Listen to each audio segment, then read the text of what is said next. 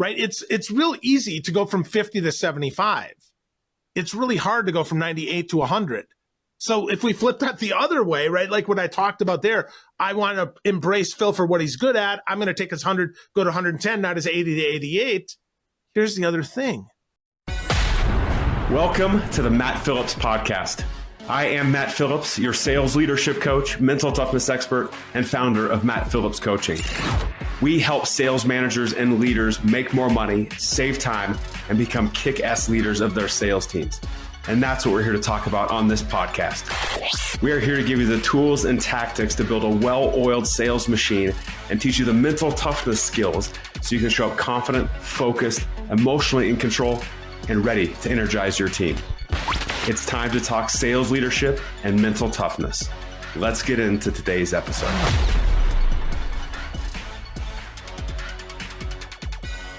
Welcome back to the Matt Phillips Podcast. It is, shocker, Matt Phillips here with you today. And I am so excited to introduce you to a guest who I've been, ever since I was on his podcast, we have been scheming to have him on mine. And ladies and gentlemen, please meet the one and only Phil Gerbyshak. Phil, welcome to the podcast, my man.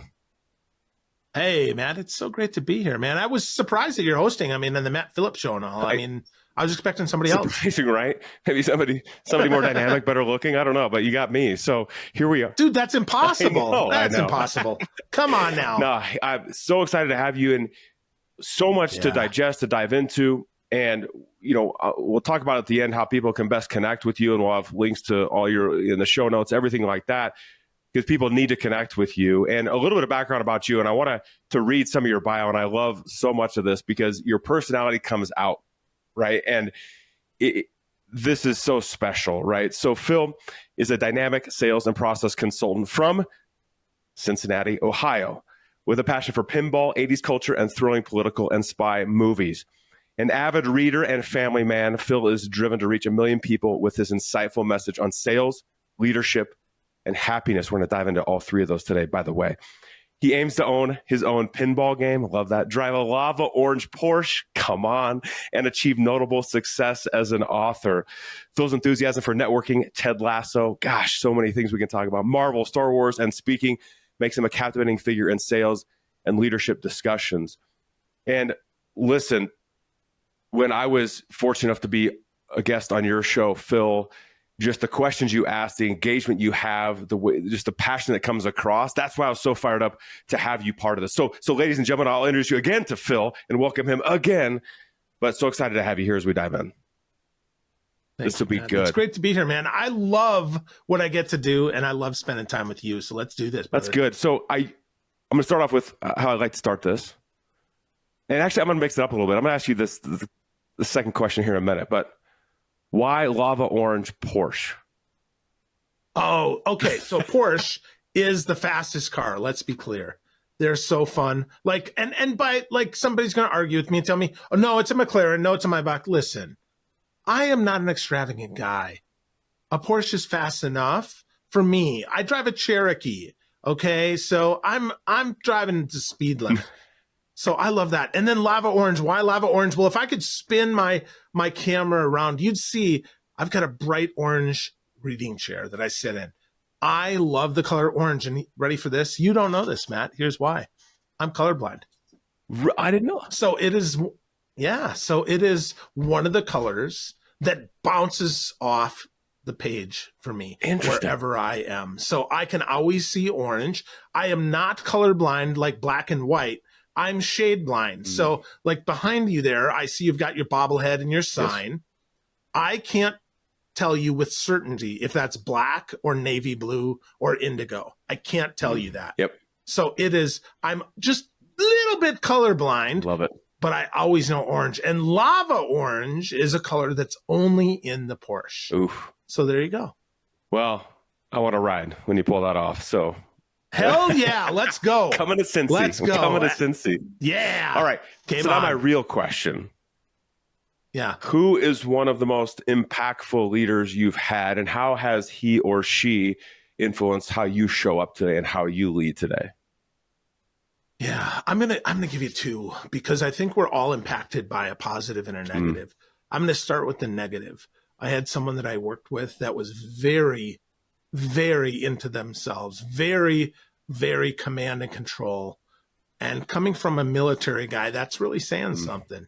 This person was super, super into the whole power thing. That was really hard for me. I learned from that person how easy it would be to be different than that. To just spin that over and say, you know what, it's people first. It's people not only first, people always. Yes. People always. Yes. So that was what I learned from that person. And, I've had a couple of people like that. Yes. They're a little eccentric and a little power hungry and really think that, their way is the only way. And those are not people that I choose to work with. Well, recently I had an amazing boss. His name is David John. He worked with me at Bamboo HR. He was my director. And DJ was awesome because DJ loved me for who I am. That's a big thing. Now, he would ask me, because I would tell him that every time we had a one-on-one, I said, David, I really appreciate that you value the contribution that I bring for who I am. And he would say, Phil, is that really that hard? And Matt, I'm going to ask you, as someone who's been led and who does lead, is that hard for leaders to love people for where they are and not for where they're not? Certainly can be. Yeah, right. It can be. And when somebody does, don't we love them back even more? Don't we contribute even more? Yes. Don't we step up and say, DJ, where's that wall, man? Yes. And it's so interesting because DJ probably would never make it in the military. But he's a guy that I'd go through that wall for. I would carry that orange chair on my back and run through a wall. So DJ, I'm going to send you a link to this and just know, man, I love you. And I'm so grateful that I got to work for you. It's such a huge thing. And so we're talking about here, this is why I love starting the conversation this way, because there's so much to unpack just even within that. And what you're talking about at its core is he had a different mindset, right? We all go into leadership, into sales, into like whatever we're doing as a family person or not, or whatever. It's a mindset. It's a choice, right? Of how we decide to show up, how we decide to lead people, how we decide to sell, all these sorts of things, right? What do you think made his mindset so different? Because that was a choice, right? I believe as you grow as a leader, you develop, you have the different experiences, you read books, you take programs, all those sorts of things that mold you into the leader that you are, right? And that always continues. But why was his mindset different? Why is your mindset as well different in how you decide to show up? Wow. Yeah. The two things you said there that really stuck out with me, right? Mindset and choice. Let's talk first about the mindset.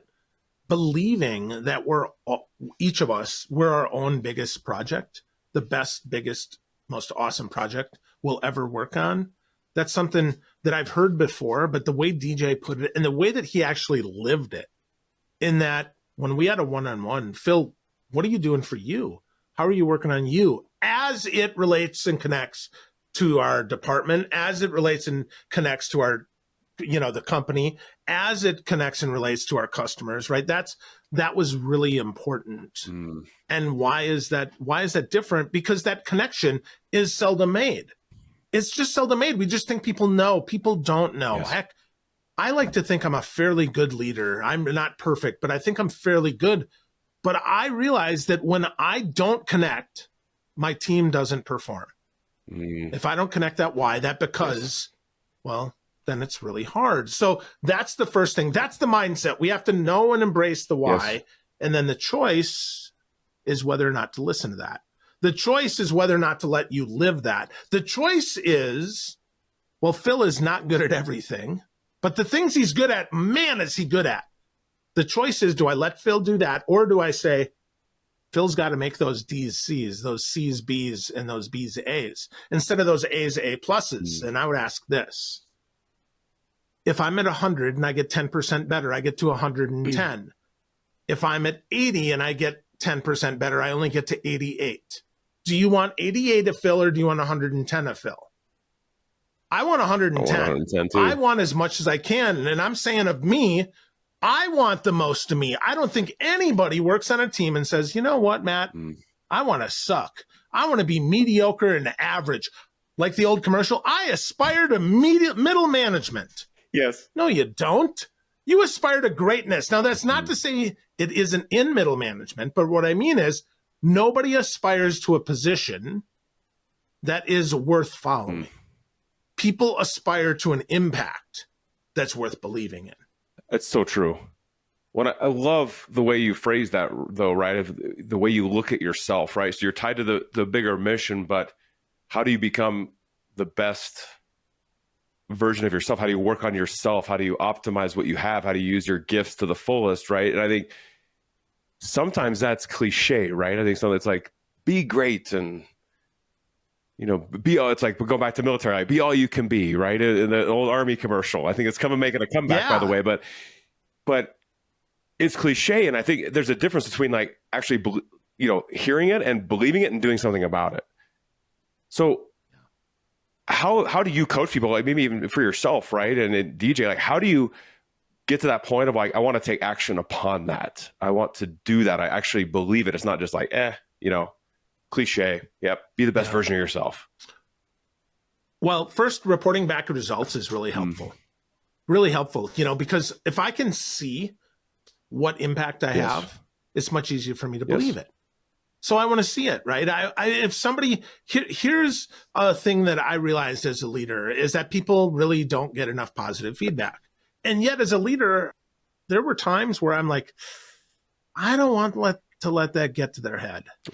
I just told them something good 3 months ago. I think it's good. And I didn't say 3 months ago because it felt like 3 minutes ago, but I recognize now as I look through those old emails, it was 3 months ago. And I'm banging on them, improve. Instead, I should be praising, because we grow from being watered, not by being crapped on. So we have to be careful of that, right? We have to be careful of that. More positive feedback does not mean that this individual is perfect. It does not mean that I'm perfect, but I'm hard enough on my darn self. I don't need you to kick me in the balls. I need you to love me. And that is ultimately what we all need. And so to coach people, the first thing I always tell folks is I am going to be your biggest cheerleader. Whatever you do, I'm going to cheer for you. But also know sometimes you're going to tell yourself a story and you're going to need a kick in the butt. And I'm going to do that too. But just know they both come from the same place. It's because I love you and I want you to be better. Now, better doesn't always mean better performance. It means a better you. Let's be really clear here. So with that, when people hear that, first thing is, it takes them a while to really believe that, because that other people, to your point, they've heard that before. They've heard managers that say, I'm going to believe in you. And then as soon as something goes wrong, right, they're blaring the air horn. That's right. And I've been guilty of that. I mean, man, I'm sure my son some days is like, come on, Dad. But I try my best to not be that way. I try my best to give the kids, to give my team, to give the people I coach the chance that I wish that I'd gotten when I was being coached. And that is to be a better version of me. Not to be a Matt Phillips. It's so good because, again, you're saying a couple of things that I really want to press upon. One is, as a leader, you're a coach. I believe that. I know you believe that, right? You're a coach. You're not a manager. You strip the leader away, right? If you happen to have people on your team, you are there to coach them, right? To be their best, to get the best version of themselves, however you want to say it, to get the most out of them. And that's good and that's bad. And you reminded me, like this morning, I had breakfast with a friend of mine and we were talking about this exact thing of we're quick to communicate when things are going wrong and we're slow to communicate when things are going right. And it was one of these things where we were talking about this one specific situation. This person didn't clean something that they should have, but their plan was to do it the next morning. But my friend got there early and saw it. And so off we go, right? We all have these stories, I'm sure, from our backgrounds of like, not trying to cover it up, but I had my timing all set in my head and then it got screwed up and I got called out for it, right? And I think, the question that we talked about that I asked him this question, I'm like, when was the last time that you like followed up with them to say like, wow, you guys did it so right. This is fabulous. Or I walked in this morning and it was like spotless.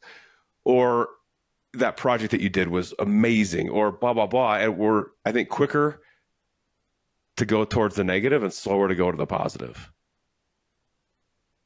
Well, it's because if it's even 1% off, it's not perfect. And if it's not perfect, we comment on that because often I'm a perfectionist. My wife reminded me of this today.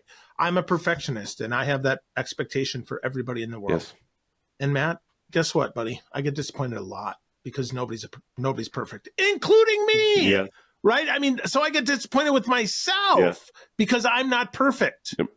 And I know, like, from talking with my wife, from listening to my kids, even from this conversation right now, it's just a great reminder to, like, ease up, man. Yeah. Like, ease up. Yep. There is no reason to knock yourself out for perfect because it isn't going to happen. Yep. So be okay with that. Accept that. And love yourself and your team and your family and your, everybody around you for their imperfections as much as you love them for their perfections, which don't exist. Love that. I think it's an important point. I'm pretty hard on myself. I'm hard on others, or can be, right? And I think for a lot of people who like to control situations, and people in sales love to control most of the time. Right? I'm generalizing, of course, but like to control. Give me the timeline. Come on, Matt. When's that agreement coming through? Darn it. Come on. And we have to be just balance that with empathy and just awareness. And I love that phrase of, like, there's imperfections there, right? So how do we, if we believe that everyone can improve to become better versions of themselves on a consistent basis, then how do we keep that mindset, aligned to it? So and we keep focused on that, right? Where if they screw up, okay, how do we make that better? It's right? The infinity game, though. Well, it's the infinity game, right? Yes. If you're consistently improving 1%, you never reach 100, right? If I'm going to take a step halfway, the 1% is going to get smaller, not bigger, right? It's real easy to go from 50 to 75. Yes. It's really hard to go from 98 to 100. So if we flip that the other way, right? Like what I talked about there, I want to embrace Phil for what he's good at. I'm going to take his 100, go to 110, not his 80 to 88. Here's the other thing. If we know that, that means that the improvement is going to be so small that we might not see it, which means we have to look even harder to find it. And that means we have to be even more intentional about it because our best people are the people that are hardest on us, and they're the people that we're the hardest on too, which means I suck, but I'm the best player on your team. And that's a problem. Yes. Yeah, mindset, I've thought before, and mindset is, I think, the most discounted piece of being a great salesperson, great leader, great husband, great mother, great father, great all these things. It's what's going on in between your ears, and the words come out of our mouth as leaders and as coworkers and as just people that can make or break where we want to get to. Huge. Yeah. Let's pivot to sales real quick, because I want to press on this. I think this is, it's your expertise, right? In this area. And again, I've got a whole list of questions that I've got in front of me, which we're not going to have time to get to today, but hey, over prepare, right? But there's been so many like shifts in just the world in the past, like 3-4 years, the way we interact with people, all these sorts of things. Right. And I think the reason I bring this up is because it starts to shift our mindset and what we believe to be true versus not, and how we interact with people, and like what's going to be the most impactful, the quickest, all these sorts of things. And so I want to kind of build upon this from like a sales lens, right? You talk a lot about this high touch selling in a high touch world, and how things have just shifted a little bit, and how we interact with people in the past isn't necessarily how we should interact with people in the right now and in the future, and there's all these kind of unknowns within. But talk to me a little about kind of that concept of the high touch selling in a high touch world. And I want to kind of unpack this a little bit, because end of the day, like I say this about everybody, by the way, you don't have to be in a sales role. Everybody's in sales, right? And not from a used car person, no offense to anyone out there, but we're all influencing others. Sales is influence in my mind, right? So how do we influence others to make a decision that hopefully works out in our favor, but sometimes doesn't? But how do we influence? And I think it's shifted a little bit. So talk to me a little about kind of that concept, and let's unpack that a little bit. Sure. So Well, I believe sales is about influencing people to make a decision that's in their best interest, not mine. Right? I want it to be in their best interest. I want you to feel like a win. And because if you win, I'll win. Yes. That's the first thing. Second, it's the whole high-tech world that we live in means that we can communicate more, faster, cheaper, all of that. But that none of that did I say better, richer, or more meaningful.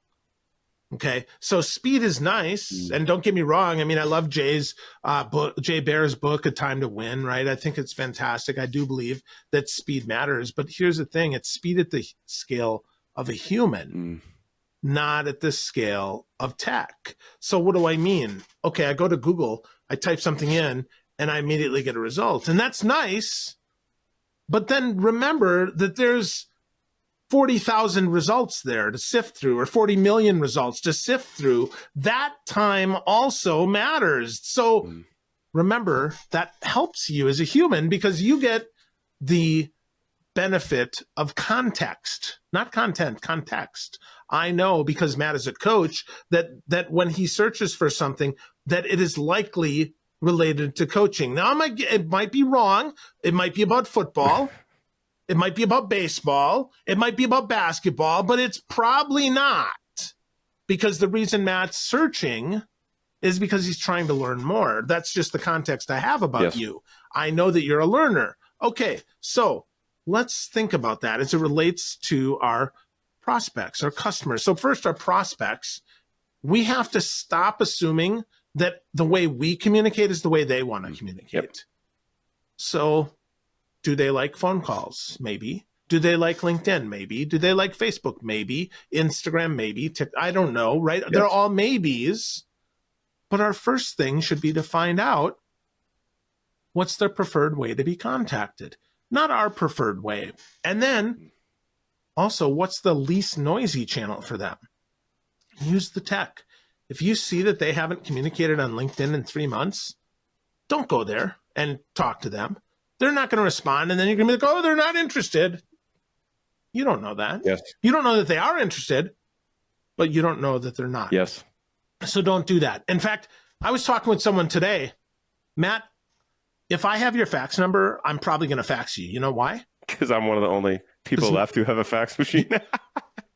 And I'm probably looking at it. There's a reason I have it.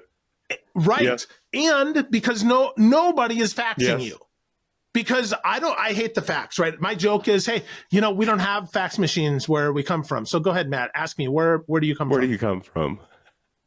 2023, right? I mean, come on. That's the truth, though, right? So, but if somebody has one, they probably use it. And if they use it and nobody is communicating with them there, that's an opportunity. Now, do not spam fax. Do not do that. True. But imagine, though, that it's on the bottom of their email signature. Now you can send a personal message, not 100 faxes at a time, one, or let's replace that with regular mail. Yes.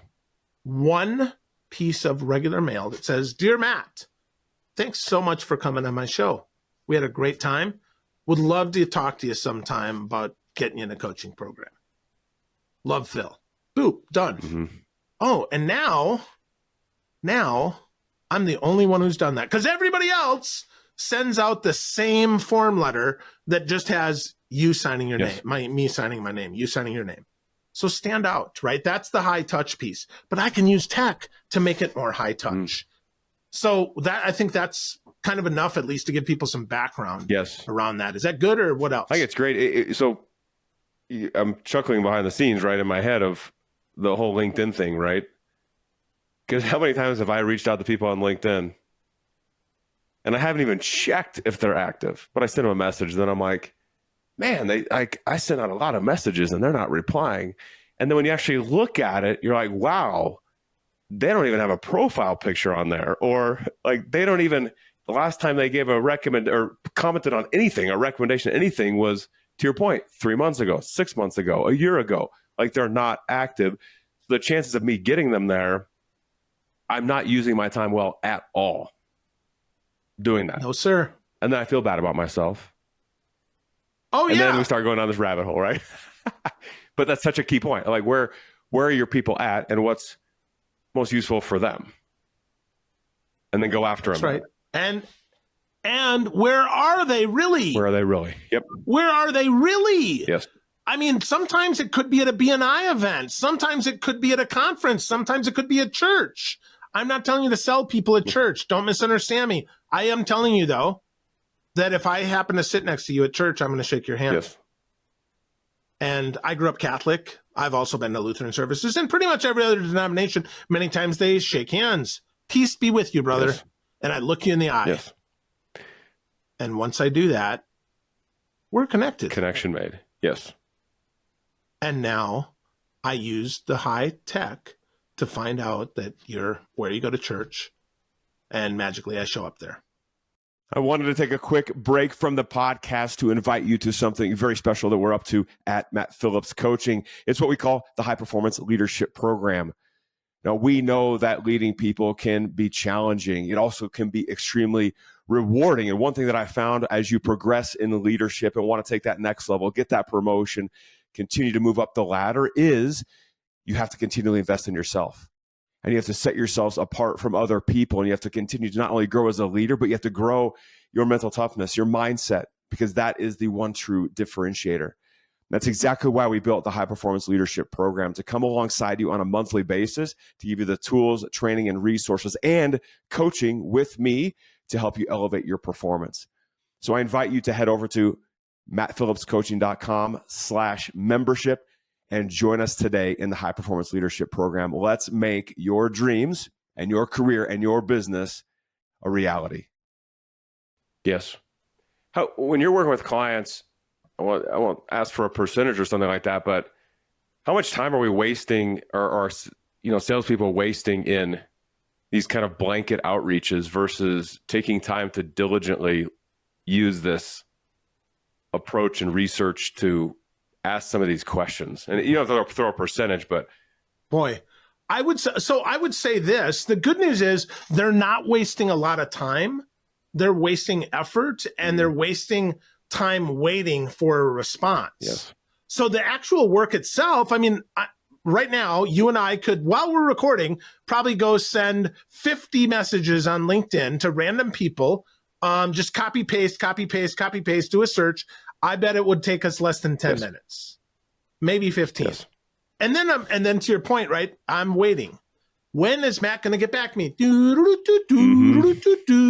going to, oh boy. And then my mind starts talking. Matt thinks I suck. Yes. Oh boy, I'm such a loser. Yep. I wonder why nobody gets back to me. Was it my messaging? Oh my gosh, is there a better time of day to send this? Should I just copy and paste it and call them? Should I send them an email with the same crappy message? Oh boy, I better go get some coffee. Yep.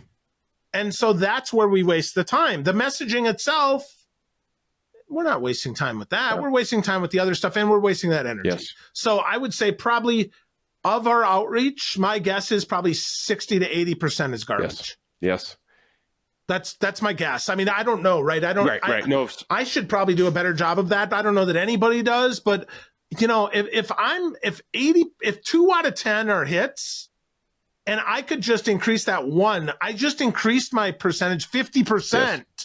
Because 2 out of 10, Matt, I'd love 2 out of 10, man. Yes. And 3 out of 10 would really make me happy. Yes. And how do I do that? I actually look at their profile. I actually think about them. I actually put them in my heart, and I think, what would be important to Matt if I'm going to send him a message? Yes. And is he even here on this platform? Like the other thing that's fun is I look at a lot of these enrichment tools that allow us to get people's contact information. It gives us their personal email and their work email. And the thing is, there's a third email that they signed for nothing up on that you're not getting. That's the big miss. We have to remember that, because they're not. I will tell you, those automated messages that go into the other all mail bucket do not get looked at. Correct. The only thing that gets looked at is things that look like they're really for me, just for me, and only for me. Yes.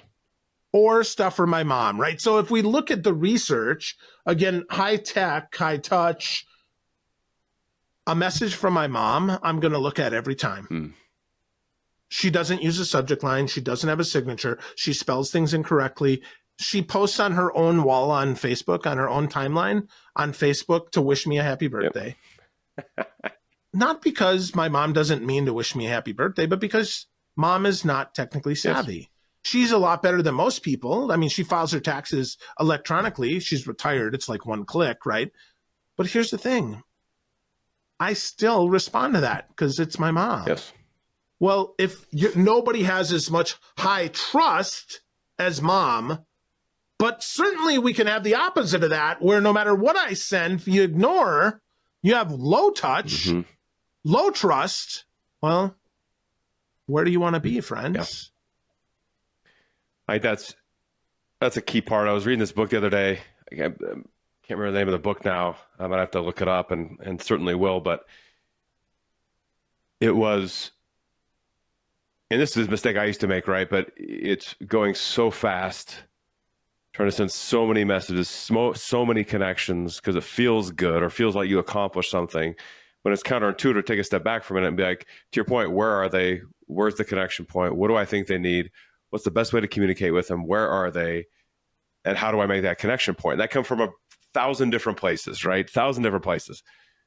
But it's slowing down a little bit. And this book talked about too, and I've done this too, where I try to come up with some clever email, right? Of their pain points. And I mean, it's when I get done writing it, Phil, I'm like, this thing is legit.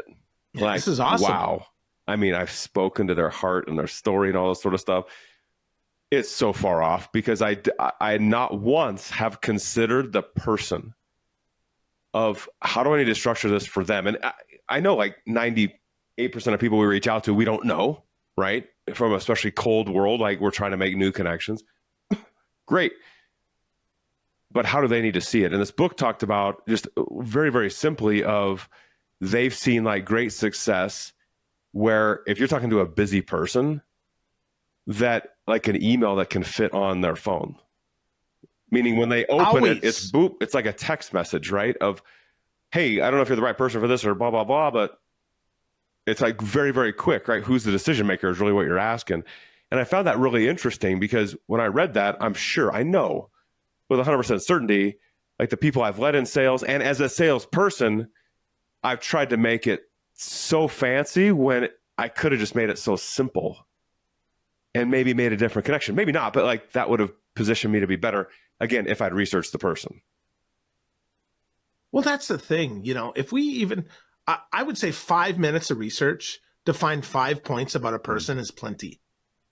5 minutes, right? And I wrote an article years ago from Sales Hacker, on Sales Hacker. I mean, that was about, you know, doing the research. And they had said it was for SDRs, but I would tell you, it's great for coaches. Right? You just look them up. What time zone are they in? Nothing worse than me calling at 8 a.m. because I'm starting my day and it's 5 a.m. and I have someone's cell phone. True. That's the worst. Right? That's the Good worst. Morning. I don't research. Yeah. Good morning. I'm laying next to my wife. Why did you call Exactly. me? Who is this? Exactly. Click, block, goodbye. You know, that's bad. So, you know, or how do you pronounce their name? Yes. Go to LinkedIn, yes. Look at their name, see if they have the name pronunciation. If they do, click it. If they don't, look for other people on LinkedIn with that same name, see how they pronounce it. The last thing you want is that Phil garbage truck? No, it's not. It's Gerbyshak. Or Philip. That's my favorite. I get Philip. My mom calls me Philip. My grandma used to. She's dead. Like, 2 people. What I do wrong? Stop. What I do wrong? Right? Yeah. Yeah. It's like, no. Yes. Dork. So don't do that, right? So stuff like that. I mean, if we just took the time, just 5 minutes to make 5 points of connection. How do we pronounce their name? What time zone are they in? What are they interested in? I was looking up someone today. I'm looking through their LinkedIn profile. I'm looking at my notes here. He's been in his current position 11 months. He isn't very active on LinkedIn, but his people he follows, the influencers are Tim Tebow, Alex Rodriguez, Andrew Huberman from Huberman Labs, and then Lou Adler. Lou Adler is the only one of those that is at all business related. Why do I share that? Where should I lead? Should I talk about Lou Adler or should I talk about Tebow, A-Rod, and Huberman? Yep. Sports all the way. Yep. Sports all the way, right? So my first conversation point is, so Tim Tebow, man, he was really awesome at Florida. He should have won that second Heisman, shouldn't he have? Right now, walls are down. Let's have a talk. Yep. What were we talking about again? Tim Tebow? Oh my gosh. Yes. Boy, look at the time. 40 minutes have gone by and he's talking about Tim Tebow. And out of respect, instead of going over, and now I've got to get my agenda, here's what you do. Hey, Matt, I know you're super busy and we're almost out of time here. And we spent a lot of time talking about Tebow. Hey, when can we get some more time on the calendar? And then I give you that 5 minutes back and I get the full hour so I don't have to squish it in. Don't squish. Yeah. That's high touch, baby. Yes. Because the next time you call, we just lead with, hey, today we're not going to talk about Tebow, okay? And I just acknowledge. Yes. And then we move in. And now we've got a great conversation. Yes. I love that. Well, I think as leaders, too, of sales teams, for those of you listening, I think it shifts the question you ask your sales team, too. Right? So when you think about 5 things in 5 minutes, for example, right, to take that, what an interesting conversation piece if I'm leading a team being like, okay, hey, let's pull up one of your contacts each in Salesforce or HubSpot or wherever, whatever CRM, your key prospect. And let's talk about what we know about them and what we don't. And let's spend some time researching about those people. And maybe you found 3 things, but let's find 2 more. And maybe there's a common connection somehow, some way to enlighten us to just get in front of that person. Well, that's a funny thing, Matt. They don't even look to see who is in common. They don't even look to see who. Yep. I mean, I'll tell you, Matt, you and I are friends. If I look at someone and I see they're connected to Matt Phillips, you're my first call, dude. Yep. I'm like, Matt. Yes. Matt, how do you know Sally? Yes. Because I want intel, baby. So true. Well, why the hell don't our sales teams do that? I want to think about that when you're interviewing someone. Yes. Do our managers do that? It's a great point. They don't. I bet they don't. In fact, I can tell you, I know they don't. In fact, most managers, their LinkedIn profile sucks. What does that say about your organization if your leader's LinkedIn profile sucks? Oh, as long as our salespeople have good LinkedIn profiles, that's enough. Garbage. Not true. Listen, I have been at organizations. I still have pending LinkedIn invitations out to CEOs that I've worked with. Still, years later. Now, you might say, oh, they're busy. Here's the thing. CEOs, if you're listening to this, any C-level director that's listening to this, you got to help your folks sell. You got to at least look credible enough to say, you know what, I believe that my sales team is really good at what they do. Therefore, I will happily connect to them on social media. And I will help them sell if need be. Doesn't mean every time, but even just hey, Matt, could you drop in for about 60 seconds on my next call? Just drop in or record a quick video. Yes. And just let them know how excited you are that they're talking with me. Totally different conversation. Yes. Yes. Totally different conversation. It's so critical from a management perspective, right? Because I agree 100%. Like everybody, it's cliche to be like, oh, everybody in the company, everybody sells, right? Everybody's here to help, sell stuff and sell the services or products, whatever. At the end of the day, it's like people have that influence, and it can be true if you spend time actually doing it and thinking about, I hear a lot, you probably hear this too, where when we're talking with salespeople, it's like, well, they know how to sell. They should know how to sell. And so they can look through their contacts, stuff like that, and they can leverage my network if they need to. And I'm like, my gosh, but look through what connections do you have? And when was the last time you guys actually talked about that? And you're potentially leaving money on the table, right? And I'm going to say it a different way. Billions. Impact. You're leaving impact on the table that you could have if you change the questions you ask in the conversation with your sales team. Like it changes the game. Yep. It's so interesting.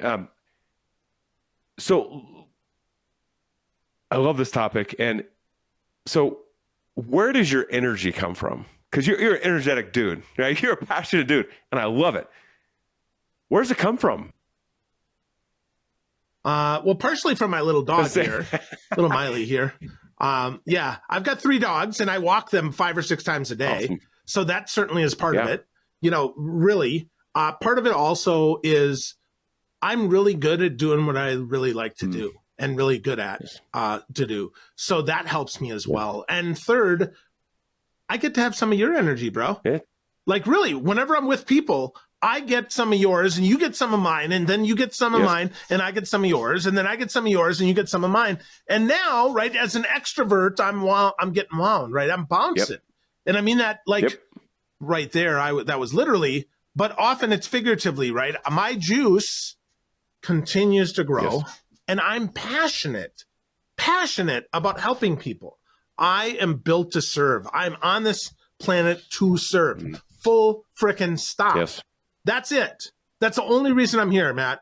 Only reason. If I cannot serve, I don't want to play. Yes. And that's why, again, you get me in my zone of genius and I am unstoppable. Yes. Well, because I can boost that up. And if not, man. It's a drag, isn't it? It's tough, brother. It's tough. Well, I think this is the thing, right? And I know that about you, right? You are in your zone, you're feeling it, the energy comes naturally because you're in the zone, right? And you're in that spot where you should be. And I just want everyone to hear, like literally hear it.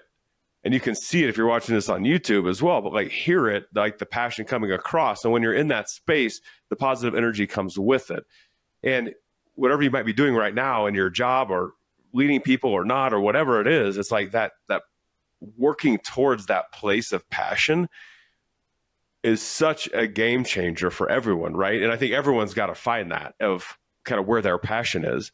And you see it in just your bio, right? Of your love for the lava orange Porsche and like pinball and all that sort of stuff, right?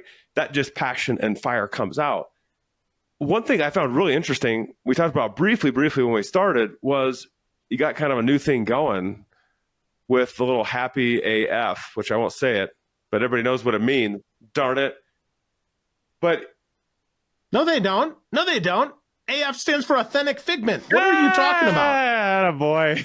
No, it does, right? So authentic, right, is all about you, baby. It's all about you and all about me, right? How I'm happy is not how you're happy. And the F, figment, although certainly it could be the other AF that I know you're talking about, know you're thinking. But the figment means it's between your ears, between your heart, between your mind. Yes. So I want you to think about that. It is up to you. It's a choice of what you choose to be happy about. That is happy AF. Now with that, you have to dig just a little bit to find that. And that is what's important to you. Now first, right, if we surface level that, Matt, of course it's happy as you know what. But as we dig, we find it's okay if you use those words. It's okay if you don't use those words. Whatever is happy for you authentically is what matters. So as folks are listening to this, laugh about happy AF. It'll get you in the door. Then dig into happy AF and it'll get in your heart. How'd you land on this kind of mission you're on with that? And we'll put a link to it in the show notes, right? How'd you get to a point where you're like, I need to help? You help in a lot of different areas, obviously sales, leadership, all these things, but this one sticks out, right? Is very tied to it, right? It's not like different, but why the mission? Why now for that particular piece? So every day for a few years, almost every day, I would write three things I'm grateful for. I'd write today I'm grateful for, and then I'd say 3 things. And I did my best to never repeat. So for instance, I would say, you know what, today I'm grateful it snowed here in Cincinnati. In fact, I did say that on Facebook today. And people laugh because I'm originally from Wisconsin. I hated the winter. I moved to Florida. I was there for 8 years. And now I'm back in Ohio and we got snow. But I'm grateful for it. And I'm grateful for it because of the change, the contrast the fact that it's different. I had endless summer. That's actually on my license plate. Phil G, endless summer, Florida. I haven't had it replaced yet, right? And I have to do that very soon. But I love the contrast, and my family does too. So that was one thing, right? I posted on Facebook. The second thing is we're in a really hard time right now. I think we're in the winter of the world.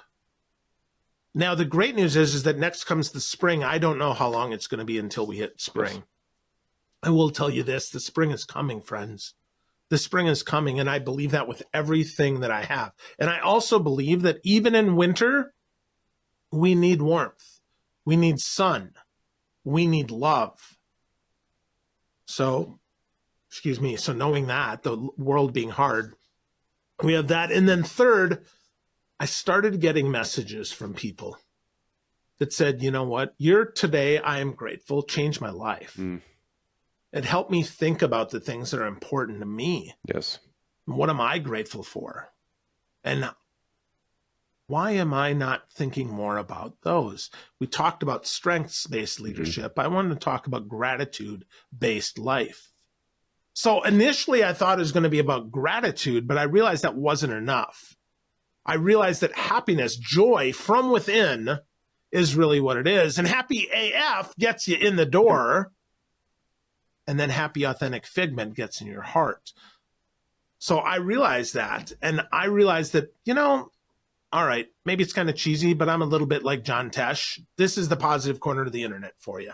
This is the positive corner of the world. And I want to be that. Yeah. I rejected it for a long time. My first book, Matt, and I don't know if you know this. My first book was 10 Ways to Make It Great. It was a motivational book.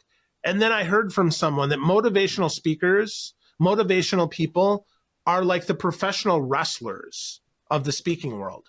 So I ran away from it, man. That's why I started focusing on everything else.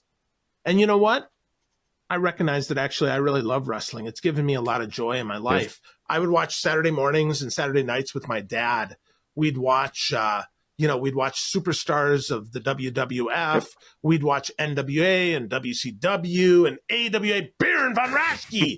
That's all you need to know. And actually I have I have the AWA shield on a t-shirt that lights up in neon. That's really fun. Love that. And I decided, you know what, Matt, I got to embrace who I am, man. I'm a positive guy. And I know that for good or for bad, my attitude infects people. My old boss used to say, if you're less than 80%, don't come to work tomorrow. And at first I was really offended. I'm like, what are you talking about? Like me at 80%, I'm still better than anybody on the team. And I recognize that the reason she said that is because that 20% was negative. And 20% of my negativity is more than 100% of negativity for most people. And it would drag the team down. Yes. And it took me a long time to recognize that. She gave me a gift. I don't know if she meant to give me a gift or if she meant to say, dude, you need to turn that around. Now I recognize that. Now I don't talk to people. When I'm negative, I just I try to stay by myself. Yes. I got to go apologize to my wife and kids because I'm not always good to them. Yes. Yep. And I apologize for that because, of course, unfortunately, we hurt the people that are closest to us when we're hurting the most because they're safe, yes. Right? They give us a safe landing. So that's it. That's where it comes from. That's why I think now is the time. I think the next year is going to be hard as hell. We're going to see so much negativity online with all the political ads. I really believe they should just outlaw political ads altogether. Like everywhere, every political ad, because there's no good one. No, it used to be. I remember growing up, there'd be like Janie promises to do this. Now it's like, no, Matt's the devil. Exactly. He's gonna burn in hell. No, stop. I want to go back. Like, stop. I want to go back to the grade school politics where you're trying to find like the president of 6th grade or the 8th grade class, and you're like, I'm gonna put new vending machines with candy in there. Yes, vending machines. Yes. Yeah, right? So, yeah. Yes. Something. Well, and I love this focus. This is where you and I align I tell people all the time, like, one of the secrets to success in leadership is energy. and just be more energetic and positively, right? Be positively energetic, just a little bit more than the person across from you, next to you, on the Zoom from you. And it's infectious, and people love that, and they want to be a part of it. Even if they say they don't, they do. And if we as leaders can embrace that, and it's not this, everything's sunshiny and everything's perfect and oh my gosh, kumbaya. That's not the point. The point is, let's have as best we can, an optimistic, positive attitude towards what's coming so we can take the action necessary to make it happen. And part of that is the happy AF movement, right? Is putting the energy behind it, the gratitude behind it, the making sure we're triggering our brain to look at the right things in our personal lives and our professional lives, right? And that's what's going to open the doors for possibility in those areas. So I love it. I'm going to put obviously links to it if people are interested to sign up. I encourage you to sign up to take advantage of it, because it's, again, one small thing of positivity, of energy you can put out. I agree 100%. People need it more than ever right now. And I see it from young to old. And it doesn't matter where you're from. It doesn't matter if it's winter, like literal winter right now, and it's snowing where you're at, or it's 85 degrees where you're at right now. We need to flood the world with this positivity. I cannot agree more with that. So huge. Thank you. Okay, I know we're getting close on time. I got 2 more questions for you. Sure. 2 more. One, this will be easy. Where can people best connect with you, Phil? Well, the Happy AF is it. So put in the letter B and then happyaf.com. If you sign up there and you reply to any of the emails, you get right to me. Perfect. So that's easy. If you want a little more business stuff, a little more salesy stuff, that's about how to sell better. I do write a column on LinkedIn. I've got a newsletter, High Touch Selling. You can go to hightouchselling.com forward right to my LinkedIn profile. That way you can even bypass my profile and just sign up for the newsletter. You do have to be logged into LinkedIn in order to make that work. So that's hightouchselling.com.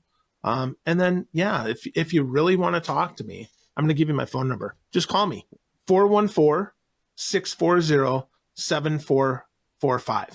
Call me, text me. I'm happy to talk to you, 414-640-7445. And that's no BS. It's not some community text number. That is legitimately, that's my only number. So feel free to give me a call, and I'm happy to chat. Love that. I've never heard a person on my podcast give out their phone number, and I love it, because it's about that connection piece, right? Everything we've been talking about so far, sales, just being the best version of yourself, and that's what I love. Last question, and this can be a doozy. Hit me. But thinking about the people listening, right? We have leaders from different organizations, and maybe this is from a book or your experience or something like that, but what's one kind of lasting piece of advice that you would want to give people leading teams looking to be their best? What's one last piece of advice you could give them today, Phil? I would say be a love cat. Tim Sanders wrote about this in Love is a Killer app. Love cat is about being generous and sharing your knowledge, your network, and your compassion. But the key is the next part I'm going to say.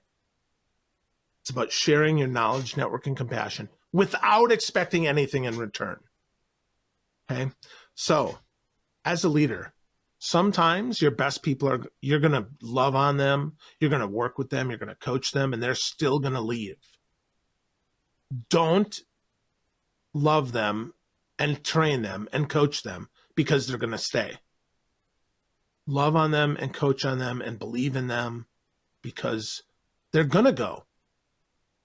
Because you're never, ever going to give them enough responsibility if they're really that good. My buddy Steve Farber wrote a book called Greater Than Yourself. Your goal is to help them be greater than you. That is the sign of a great leader. If you can make someone better than you, my friends, are a great leader.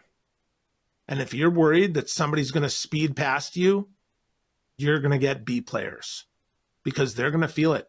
They're going to tell people. You're never going to see it online. Nobody's ever going to tell it to your face, but you're going to hold people back. And they're not going to trust you as fully as they could. And when you have a major direction change, instead of taking those A players with you, those A players are going to leave. So that's my final bit of advice. I'm digging that one. That is a fabulous way to end. So for all of you listeners, please go check out the show notes, connect with Phil in the variety of different ways that he laid out for you. And Phil, I can't thank you enough for being part of the show, and just so glad we're connected and get to continue this, to build this partnership and friendship and all this sort of stuff. So thank you so much for taking your time today. My pleasure, Matt. Thanks for having me, man. Thank you for joining us today on the Matt Phillips Podcast. If you are like us, we know that you are here to do great things, to become the sales leader that makes things happen and drives big time sales results. We know you have that big vision, and we are here to help get you where you want to go. We're here to help you develop that unstoppable, rock solid leadership skill set and help you train to master the one true differentiator: mental toughness. We would love to be part of your journey. So if you are ready, head over to mattphillipscoaching.com and check out the ways that we can help. As always, please share this episode and make sure you subscribe by clicking the button below. Thank you again. And now, go crush the day.